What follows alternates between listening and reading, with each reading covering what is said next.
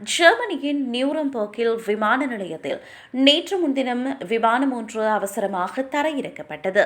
எகிப்தின் ஹூர்கடாவிலிருந்து நியூரம்பர்க்கிற்கு பறந்து கொண்டிருந்த போயிங் 737 விமானமே இவ்வாறு தரையிறக்கப்பட்டது. முன்னெச்சரிக்கை நடவடிக்கையாக தீயணைப்பு வீரர்கள் மற்றும் மருத்துவர்கள் உள்ளிட்ட அவசர சேவைகள் அங்கு அழைக்கப்பட்டன.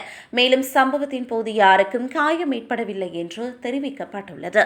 விமானத்தின் தரையிறங்கும் மடிப்புகளில் ஏற்பட்ட ஒரு குறைபாடு இந்த பிரச்சினைக்கு காரணம் என தெரிவிக்கப்படுகின்றது.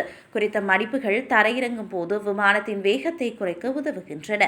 இந்த தொழில்நுட்ப கோளாறு காரணமாக அவசர கால குழுக்கள் தரையில் தயாராக இருந்தன.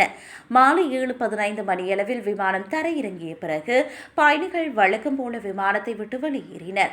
அனைவரும் பாதுகாப்பாக இருப்பதை விமான நிலைய ஊழியர்கள் சரிபார்த்ததுடன் தேவையிருந்தோருக்கு உதவிகளையும் வழங்கினர். இந்த அவசரகால தரையிறக்க மற்ற விமானங்களுக்கு இடையூறு விளைவிக்கவில்லை என விமான நிலைய அதிகாரிகள் தெரிவித்துள்ளனர். இதனையடுத்து நியூரம்பர்க் விமான நிலையத்தில் செயற்பாடுகள் வழக்கம் போல தொடர்ந்தன.